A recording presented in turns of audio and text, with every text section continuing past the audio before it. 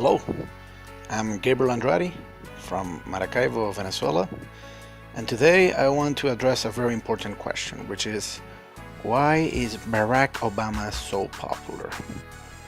Well, I venture to say that it is because he is black. It is projected that on Inauguration Day, Barack Obama will be immensely popular. How come? Well, let's acknowledge some of his achievements. He managed to improve the US economy, although, truth be told, he did very little when it came to facing off Wall Street and inequality. But anyways, he cut a very important deal with Iran, and for the most part, there were no major scandals during his presidency.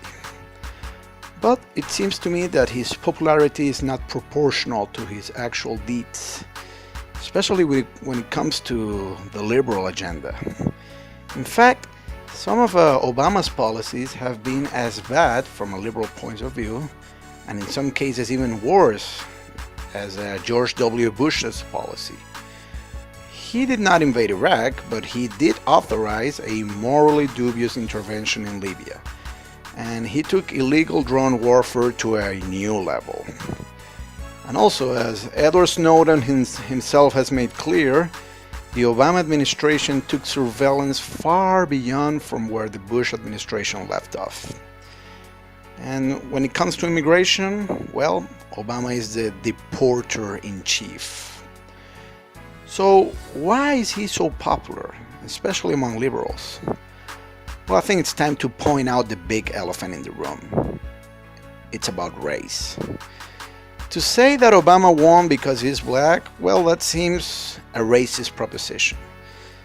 Such a view apparently assumes that blacks in America are so politically illiterate that they will vote for whomever has their skin color, regardless of his or her political agenda. But let's ask ourselves if there are any antecedents to this scenario. What percentage of blacks believe that O.J. Simpson was innocent? Well, an astonishingly high percent.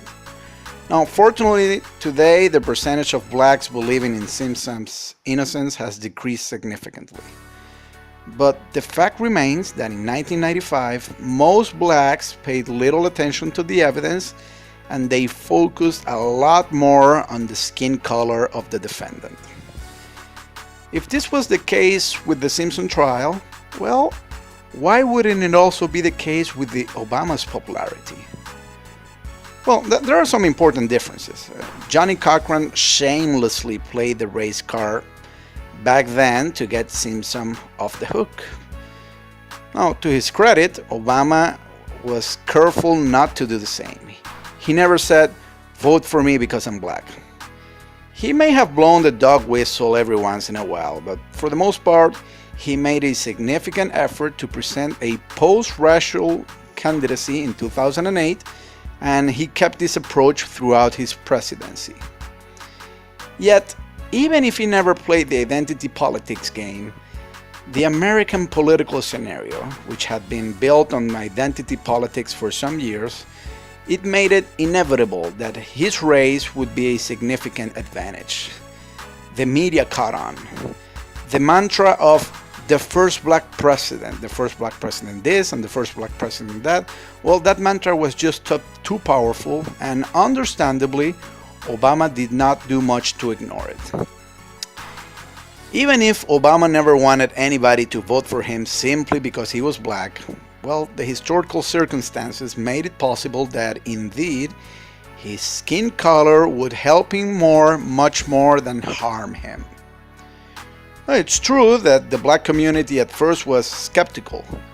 Obama's ancestors were not slaves, and he was raised by a white mother, and his proposals were not all that favorable to blacks' interests. But when the critical moment came, blacks estimated that it would be too much of a waste not to vote for him. Because after all, when would there be a serious black contender again? So, not surprisingly, Obama overwhelmingly took the black vote.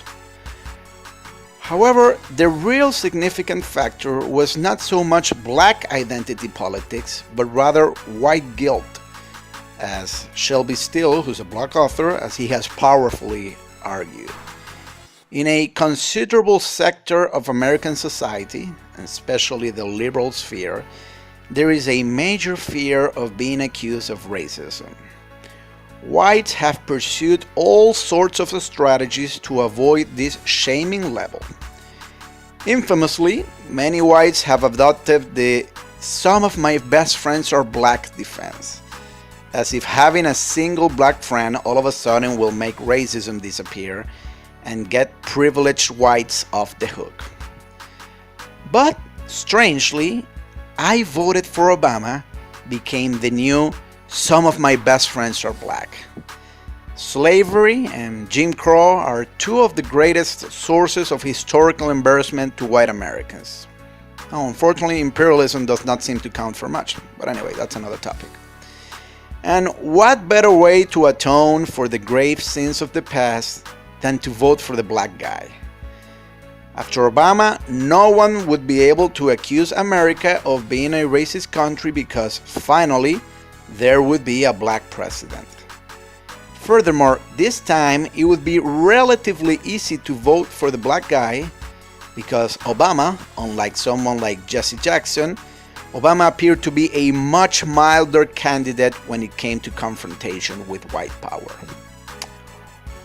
Or perhaps Obama's race was an advantage, but not in a direct way. Obama is by far the coolest president in US history. There is something about his walk, his talk, his look, his clothes, his wives, his kids. There's something that really makes him the King Midas of political cool, as black columnist Dexter Thomas calls Obama. Many critical commentators in the left, and especially Chris Hedges, they have highlighted the fact that Obama's campaign was aggressively marketed as a brand. You see all those hope and "yes we can" posters, boy, they had a lot of marketing design. From the start, Obama was presented as the cool candidate to political consumers. Now, among cultural critics in America, it is very well established that in the cool wars, blacks have the upper hand. The ultimate uncool type, the nerd, has been described as hyper white. Being black is very cool. Being white is not so cool. From Elvis to Eminem, whites have had a fascination with black aesthetics. But of course, as many critics have pointed out, this is not particularly advantageous to blacks themselves.